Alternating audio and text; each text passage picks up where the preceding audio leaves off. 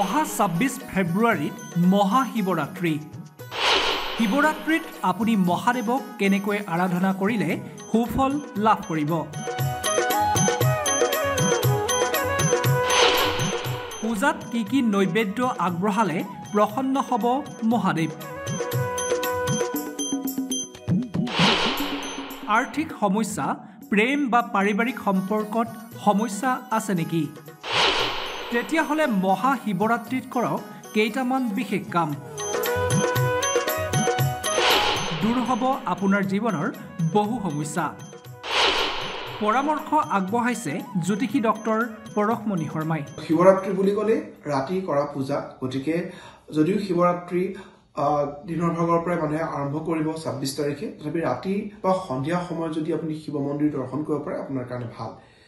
তাৰ দিনৰ ভাগতো আপুনি শিৱ মন্দিৰ যাব পাৰে, ইয়াত কোনো ধৰণৰ বাধা নাই। কিন্তু যিহেতু শিৱৰাত্ৰি, শিৱৰ আচল আপুনি যদি পূজাৰ ফল লাভ কৰিব বিচাৰিছে, তেতিয়া ৪ প্ৰহৰৰ পূজা আপুনি যদি এটেণ্ড কৰিব পাৰে, অৰ্থাৎ পূজাত ভাগ ল'ব পাৰে, আপোনাৰ কাৰণে ভাল। চাওক, মহাশিৱৰাত্ৰি বুলি ক'লেই শিৱৰ যিহেতু আমি পূজা কৰা হয়, ঘৰত আপুনি নিশ্চয় শিৱৰ কাৰণে এগছি চাকি লগাবই। তথাপি যদি আপুনি মন্দিৰত যায়, কি বস্তু লৈ গ'লে আপোনাৰ কাৰণে ভাল হ'ব, সেই কথা আমি আলোচনা কৰিব বিচাৰিম। শিৱৰাত্ৰিৰ সময়ত যিহেতু শিৱলিংগত টাচ কৰাটোৱে বহুত অসম্ভৱ, বিভিন্ন মানুহ থাকে, তাত অভিষেক কৰাটো অলপ অসুবিধা হৈ পৰে। তথাপি ঘৰতে যদি আপোনাৰ শিৱলিংগ আছে, তেতিয়াহ'লে পঞ্চামৃতৰ জৰিয়তে, অৰ্থাৎ দৈ, গাখীৰ, ঘিউ, মৌ আৰু চেনি যদি গুড়ি কৰি দিব পাৰে খুব বেছি ভাল। লগতে চাউল, তিল, মিঠাতেল, কুঁহিয়াৰৰ ৰস, তাৰপিছত বিভিন্ন ধৰণৰ বস্তু আপুনি দিব পাৰে। শিৱলিংগত আপুনি যিকোনো বস্তুৱে দিব পাৰে।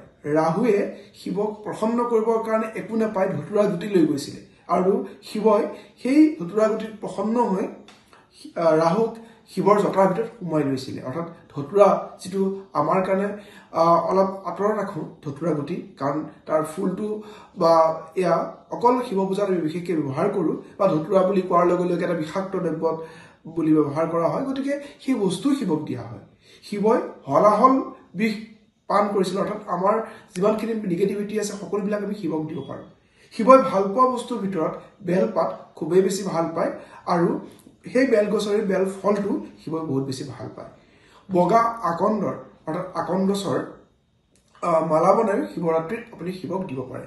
তাৰ বাহিৰে শিৱক আপুনি যদি আপোনাৰ বিভিন্ন সমস্যাত জৰ্জৰিত হৈ আছে, তেতিয়াহ'লে এটা নাৰিকল, যিটো শুকান নাৰিকল, আপুনি তাত পানী থকা হ'ব লাগিব, আৰু মূৰৰ পৰাই 7 বাৰ এণ্টি ক্লকৱাইজ ঘূৰাই আপোনাৰ নিজৰ উইচটো কৈ, অৰ্থাৎ আপোনাৰ যিখিনি ক'ব লগা আছে, যি প্ৰব্লেম আছে, সেইখিনি কৈ যদি শিৱলিংগত শিৱলিংগৰ ওচৰত নাৰিকলটো ভাঙি সেই পানীখিনি যদি শিৱলিংগত দিব পাৰে, আৰু নাৰিকল দুটা তাতেই থৈ আহিব পাৰে, অৰ্থাৎ নাৰিকলৰ ফালাটো ভাল, তাতে যদি থৈ আহে আপোনাৰ মনোকামনা পূৰণ হয়। শিৱৰাত্ৰিৰ সময়ত আপুনি পঞ্চামৃতৰে অভিষেক কৰাবই, আৰু সেইদিনাখন আপুনি যদি পাৰে বলদ গৰু নহ'লে গাই গৰু, যিকোনো গৰুকেই আপুনি যদি খাদ্য খুৱাব পাৰে, অসমত খেৰ বহুত পোৱা যায়, খেৰ, সেউজীয়া আপোনাৰ ঘাঁহ বা শাক চব্জি আপুনি গৰুক খুৱাব পাৰে, তেতিয়া এই অৰ্থাৎ নন্দী স্বৰূপ গৰুৰ সেৱাই শিৱৰ শক্তি, অৰ্থাৎ শিৱৰ আশীৰ্বাদত সহায় কৰিব।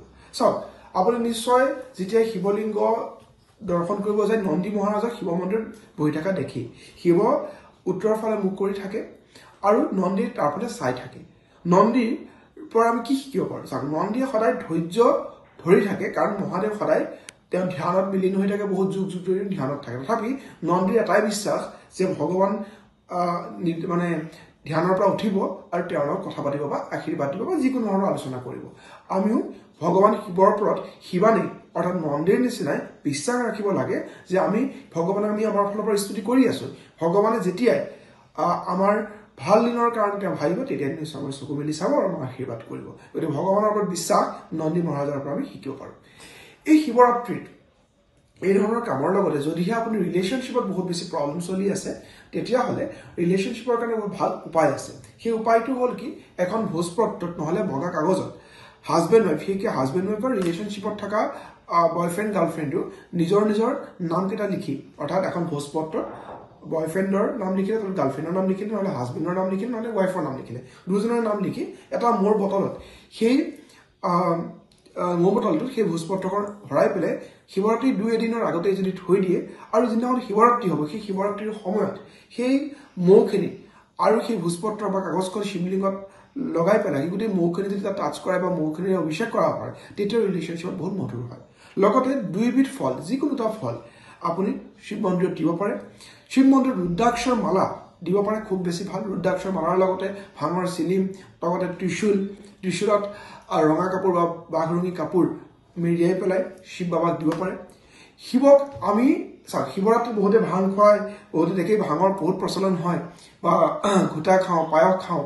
কিন্তু শিৱ বাবাক আপুনি আপোনাৰ বেয়া নিগেটিভ যিখিনি এনাৰ্জি এটা ভাঙৰ ৰূপত আমি তেওঁক দিব লাগে শিৱই কোৱা নাই কেতিয়াও আপুনি ভাং খাব লাগে আমাৰ নিজৰ যিটো বেয়া গুণ ধৰি লও আমি নিচা কৰোঁ সেয়া ভাঙক প্ৰতিকাত্মক হিচাপে লৈ পেলাই সেই ভাং শিৱক আমি দিব লাগে শিৱই ভাং খোৱাৰ কথা কোনো পুৰাণতে উল্লেখ নাই গতিকে এই কথা আপুনি মনত ৰাখিব যে শিৱক ৰাত্ৰিৰ দিনাখন ভাং খাই বতৰীয়া মানে বহুত মানে এনজয় কৰিব লাগে সেনেকুৱা কোনো ধৰণৰ কথা নাই পৰাপক্ষত ভাং খোৱাৰ পৰা বিৰত থাকক সেইদিনাখন পুৰা নিৰামিষ আহাৰ গ্ৰহণ কৰক পাৰিলে ঘৰত যদি চাকি লগাইছে ঘিউৰ চাকি লগাব আৰু যদি পাৰে হৱন কৰে শ্ৰী শিৱায় নমস্তুভ্য মন্ত্ৰ নহ'লে ওম নমঃ শিৱায় বা যি ধৰণৰ আপোনাৰ শিৱ মন্ত্ৰ আছে বা শিৱৰ চালিচা আছে শিৱৰ নাম আছে সেয়া কৰিব পাৰে শিৱৰাত্ৰিৰ দিনাখন আপোনালোকে শিৱৰ প্ৰে কৰিবই লগতে মা পাৰ্বতী অৰ্থাৎ শিৱৰ ৱাইফৰ শিৱৰ যিখিনি পুত্ৰ আছিল তাৰ ভিতৰত বিশেষকৈ দুজন পুত্ৰৰ নাম সকলোৱে জানে কাৰ্তিক আৰু